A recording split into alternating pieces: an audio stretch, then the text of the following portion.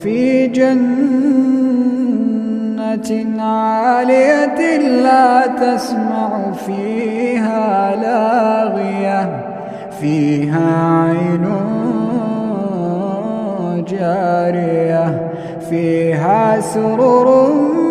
مرفوعة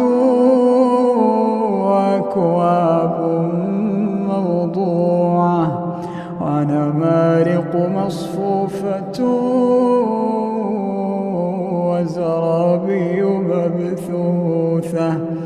أفلا ينظرون إلى الإبل كيف خلقت وإلى السماء كيف رفعت